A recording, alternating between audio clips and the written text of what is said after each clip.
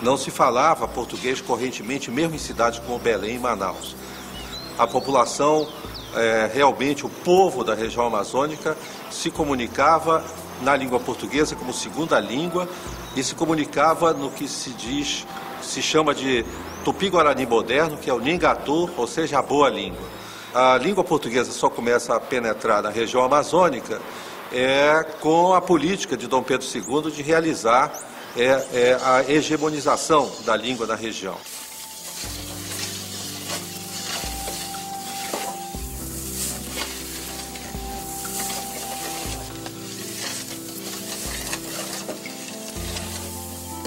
A característica básica do Brasil caboclo é o primitivismo de sua tecnologia adaptativa, essencialmente indígena, conservada e transmitida através de séculos sem grandes alterações.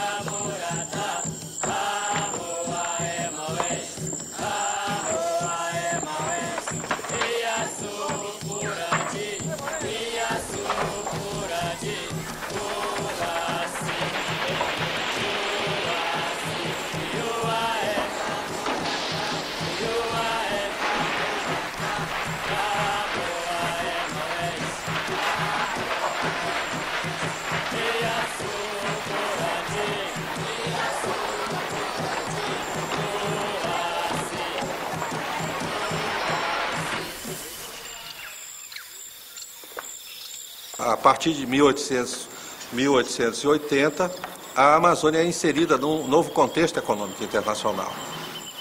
A região atravessa um período de florescimento econômico. O ciclo ele criou uma cultura extrativista na região, que é um sistema bastante atrasado de economia, criou um sistema de reexportação e importação, criou uma elite mais vinculada com a Europa do que com o Brasil, e criou também uma economia que drenava muito mais recursos da região do que deixava nos investimentos lá. Se ele fosse seringueiro, era uma vida desgraçada, porque ele tem que sair de madrugada, cortar, botar as tigelas, tirar, defumar. A vida de seringueiro é muito ruim. E todo o interior do Brasil vive nesse sistema sórdido do aviamento.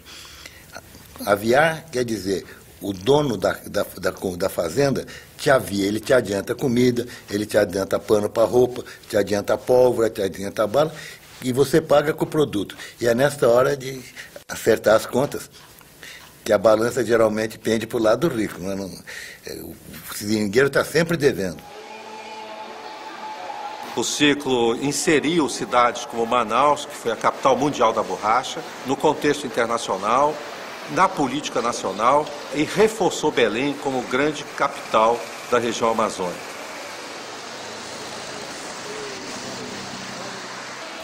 A Amazônia foi ocupada no fim do século XIX e começo do século XX por cearenses. Você olha o caboclo amazônico, aquele caboclo que flecha, que anda de arpão, que rema canoa, você pensa que ele é descendente de índio, ele é descendente de índio cearense, ele é descendente de índio cariri. Para quem sabe ver, é linda a penetração do nordestino na Amazônia, porque ele virou um outro homem. Ele virou um homem da mata, ele virou um homem do rio, e todos continuam se chamando Raimundo, né?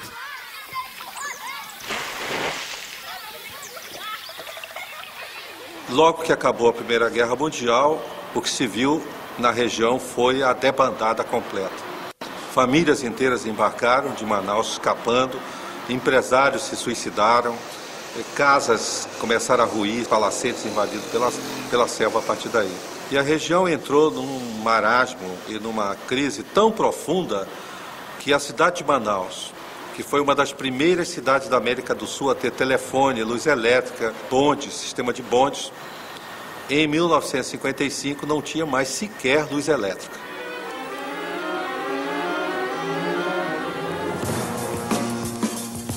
A rodovia transamazônica é demasiado recente para entrar na história, mas a experiência de sua construção já muito importante como documento. Para abrir os 2.200 quilômetros da estrada, As frentes de trabalho penetraram em trechos de mata, onde de certo jamais havia pisado um pé humano.